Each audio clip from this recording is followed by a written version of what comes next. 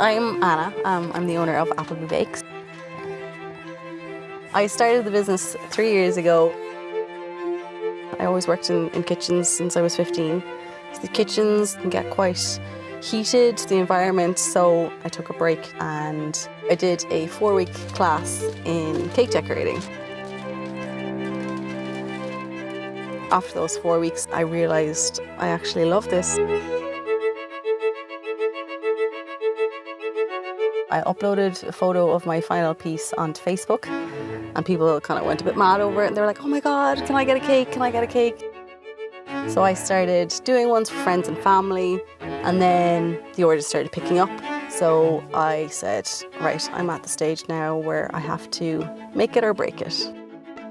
I decided to take the huge leap. I quit my job, I bought a shipping container and I converted it into a kitchen and that's where I was 3 years ago today. It's my tiny kitchen. I'm trying to fit in everything. I've never really been quiet, be it supplying the bars and cafes in town or doing the one-off cakes.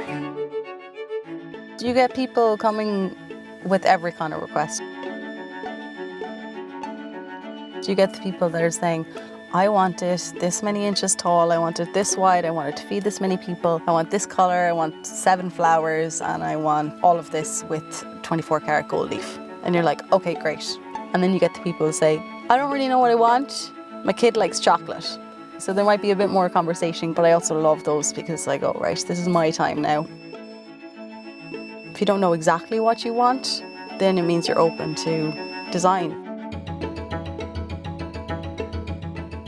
I also have a degree in architecture. I think that always helps me in cakes, in like the design side, even structure. When you have got your tiered cakes, like you need to understand weight-bearing elements and structure and ratios, and you know, there's a lot of components of architecture that definitely feature in my work.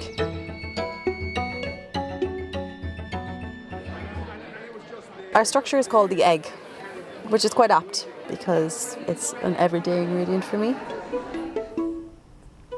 My name is Pentex. I mainly focus on working large scale in the public realm, and I've made work around the country and also in Canada, UK and Australia.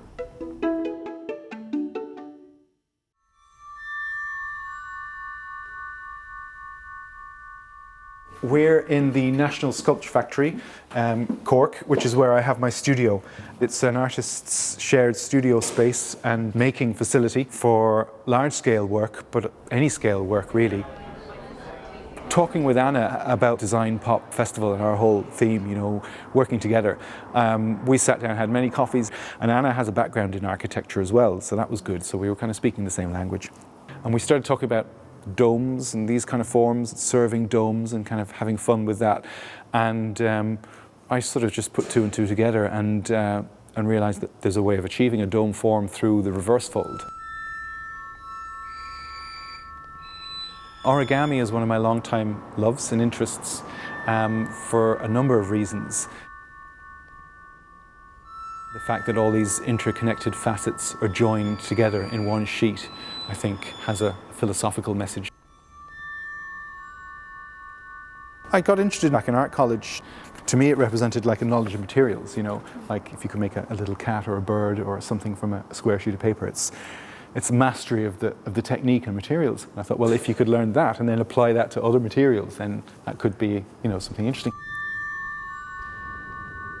Where that informs this was, these are actually reverse folds. A reverse fold, or you can create a curved surface with different pleated facets.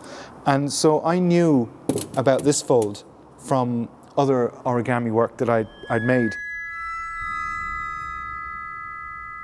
As I was playing around with the models, I noticed that it actually could form into this egg shape here. It just kind of popped into place in my hands one evening. And I thought, well, that'd be great if we could keep that somehow. I think we're all happy with it, and Anna was happy with the idea of the egg as well, in particular, being, you know, one of the most important ingredients for baking. They call it the 59 line. Okay. They'll fit together like that. Now if one's larger, it'll come over here and over here Yeah, like if that. they're two together like this, you will have that little beehive gap, but right. that's But you're okay. happy with that. That's okay. Yeah. So what I was thinking with those shelves is that at least like hopefully 3 minimum, that I could do 3 cakes that would marry into the design. This is going to be a display cake. So this one has got a kind of a copper glitter to it, which I wanted to incorporate into the design pavilion because we're using Corten steel. We started off looking at aluminium, you know, for ease of use, you know, that it's light and relatively strong for its size. 3mm aluminium was what I was thinking of. And we discovered then through Grapel's 1mm Corten steel is the same weight as 3mm aluminium, and it's stronger too. Corten steel basically is like a raw steel, so it's like that kind of rusty colour. I work out of a shipping container kitchen, which is steel structure. Looking at Corten steel, it's developed for the shipping industry. It very much speaks about Cork's maritime heritage, you know, the fact that like Cork is a maritime city with connections to the rest of the world and that sort of culture. And I wanted the piece to reflect that in some way as well. So it seemed to make sense for lots of reasons.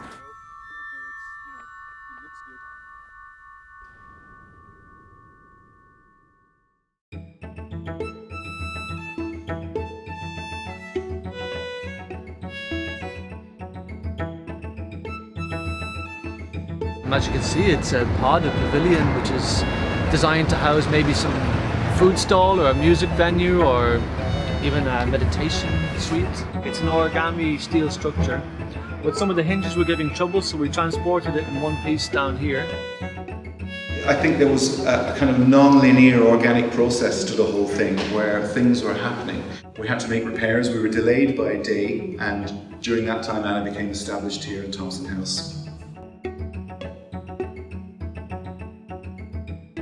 So this display was designed based on the pavilion, so I kind of went for the hand-painted lines that mimicked the shapes that were in the pavilion, and then the golden circle was like a large version of the preparations of the pavilion itself.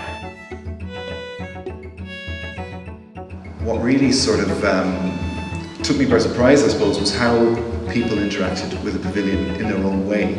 I think I looked at one point and there was someone busking in the pavilion, and there was another person busking there today, a chap called Bam. And I think there was one point where a busker decided they were going to play there, and a woman was having her coffee with her coffee table and her dog sitting down there, and she wouldn't move. She didn't want to get out of the way, you know. So I think there was a little bit of a Mexican standoff, and then the busker just continued on, and she was sitting there with her coffee and her dog. But you know, I thought that's kind of what it's all about, letting things grow. So that's what I took from the whole thing, and it's been a lot of fun. The sense of community for me was amazing. You know, I'm such a small business. I'm pretty much a one-woman show.